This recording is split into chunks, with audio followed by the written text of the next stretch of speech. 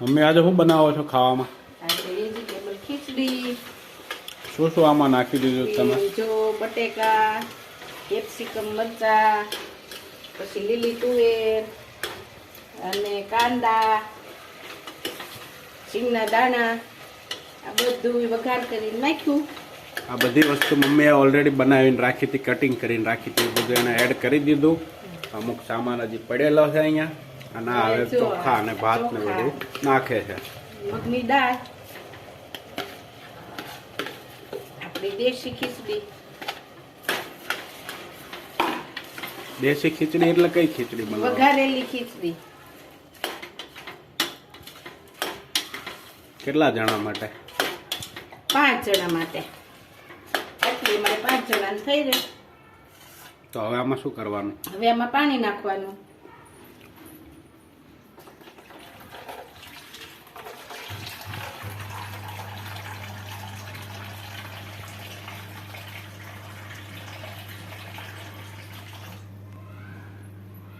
આમ ના અંદાજે, હું કોઈ માપતોલ કરતી નથી. અંદાજથી બનાવી તો મસ્ત બને. અનુભવના સહારે. હા, અનુભવના સહારે. એ એક અંદાજો જ છે ને. હા.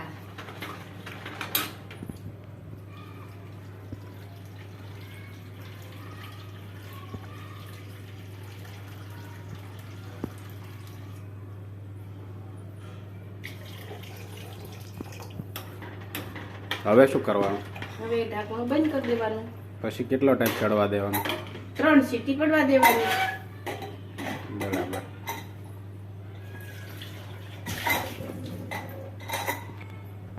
ત્રણ સીટી પડે એટલે આપણી ખીચડી તૈયાર થઈ જાય.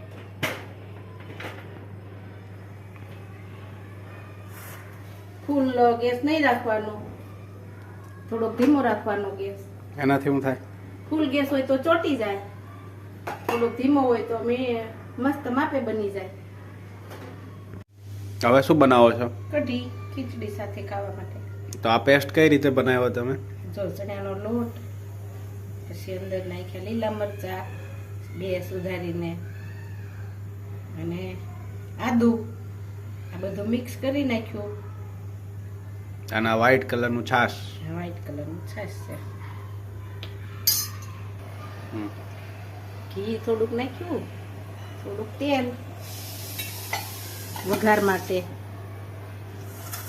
પછી હવે પછી તેલ આવી જાય એટલે જીરું નાખીને, હિંગ નાખીને, જીરું, લવિંગ, તમાલપત્રનું પાન, મીઠી લીમડીના પાન,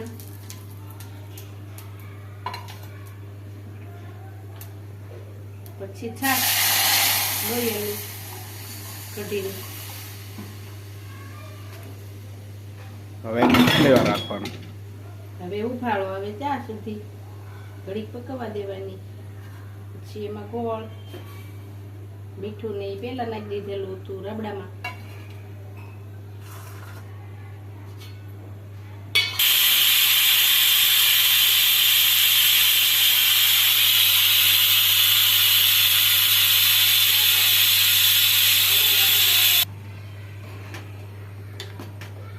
આપણી કઢી ઉકળવા માંડી છે. મસ્ત કઢી તૈયાર થઈ રહી. કેટલી વાર લાગી મમ્મી કઢી પાકતા? 10-15 મિનિટ લાગી. હાવ ધીમા ગેસે પકાવી. પાકી ગઈ આપણી કઢી, બનીને તૈયાર. અને એમાં ટોપિંગ્સ તમે નાખ્યો લીલા ધાણા. એમાં લીલા ધાણા. હા, જો જાય છે ટોપિંગ્સ. હવે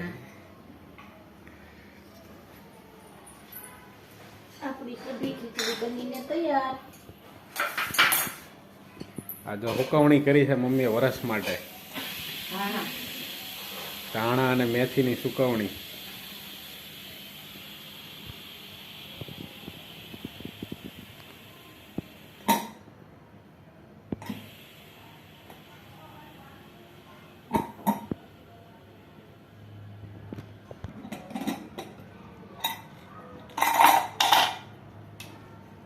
આપણી ખીચડી બનીને તૈયાર.